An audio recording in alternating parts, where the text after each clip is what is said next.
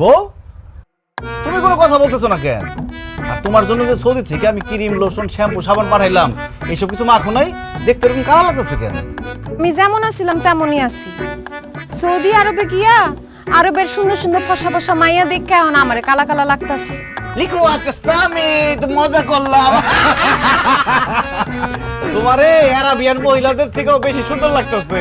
থাক, আর চাপা মারণ লাগবো না। আসেন, ঘরে আসেন।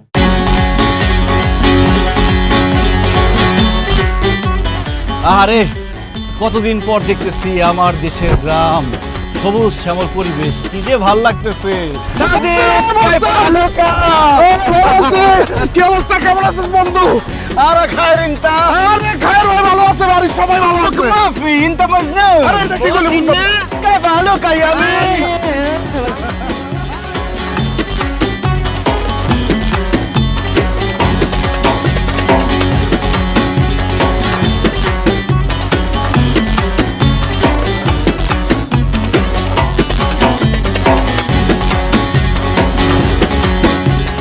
Ammi, Abbi, Sadia, Parul, Tal, Tal, Sadia.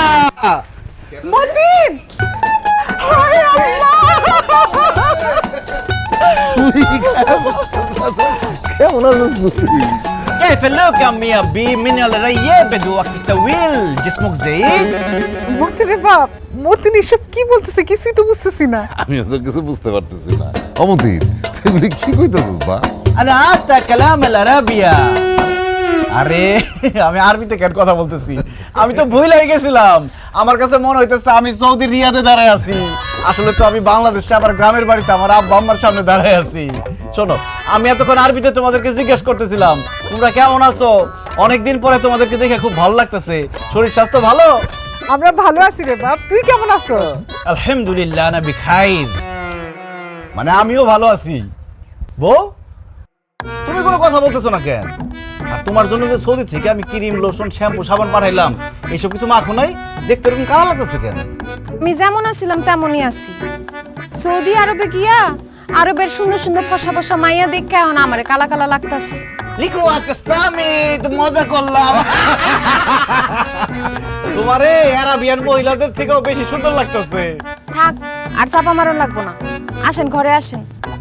বন্ধু, ঘরে যাওয়ার আগে আমগরে একটু বকশিস দিয়ে যা। এই যে তোর বন্ধুরা, এই যে কষ্ট করে এই যে কার্টুন ব্যাগ সবকিছু মাথা ঘুরা নিয়ে আইলো, একটু সাফানি লেগে কিছু টাকা দে। মুকাফা, মানে ঠিকই কইছস। আমার কাছে তো বাংলা টাকা নাই। এলো রিয়েল, এর বাংলা লইস। বাংলা টাকা 10-12 হাজার টাকার মতো হইব, সবাই ভাগ করে লইস। যা। এত টাকা খামাখা দেওয়ার দরকার কি? তুই 500 করে 3,000 টাকা দিয়ে দে। আব্বি, মানে আব্বা, আমার কাছে এই 10-12 হাজার টাকা কোনো টাকাই না। সৌদির বাদশাহ মোহাম্মদ বিন সালমানের কোম্পানিতে আমি চাকরি করছি। 5 বছরে 2 হাতে রিয়াল কামাইছি। সেখান থেকে 5-10 হাজার টাকা গ্রামের বেকার পোলাপানকে দিয়ে দিলে সমস্যা কোথায়? আমার কিচ্ছু কমবো না। সাদিক, আরে কি কস না কস, তুই কি আমার নাম ভুলে গেছস? আমার নাম তো সাদিক না, কামাল। আমার নাম তো আমাল। হাই হাই, তুই কি আমার নামও ভুলে গেছস? তুই না আমার নাম। আরে আমি তো তখন নাম কই নাই, আমি কইছি সাদিক, মানে বন্ধু। ও এক কাজ কর, হ্যাঁ। এনে আরো টাকা দিলাম, এটা নিয়ে বাঙ্গায় মিষ্টি কিন, আর গ্রামের সবাইরে মিষ্টি খাওয়াবি। কবি যে সৌদি থেকে মতিন আইছে। ঠিক আছে বন্ধু, তুই টেনশন লইস না, আমি এক্ষুনি যাই গ্রামের সবাইরে কইয়া দিমু যে সৌদি মতিন আসছে। আর ওই তোরা তাহলে কার্টুন আর ব্যাগগুলো ব্যাগ ভেতরে ঢুকাই দে, হ্যাঁ? তোরা ভিতরে ঢুকে সব। যাইতেছি বন্ধু।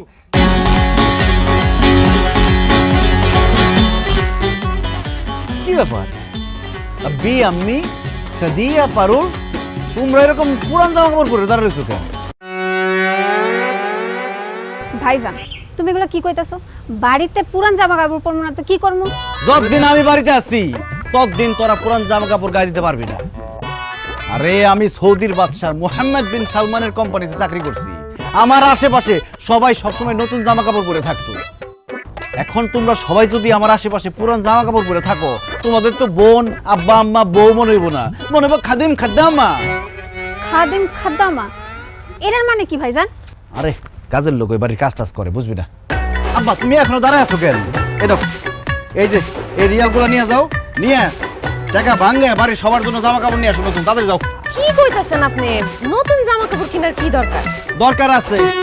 আমি মতিন সৌদি থেকে লাখ লাখ টাকা কামাই আসছি। আর আমার আব্বা আম্মা বোন বউ এরা পুরান জামা কাপড় পরে থাকবো? অসম্ভব। আব্বা যাও না কেন? আজ বিশুরিয়া। হ্যাঁ আর তাড়াতাড়ি যাও। অক্ষুনি যাইতেছি।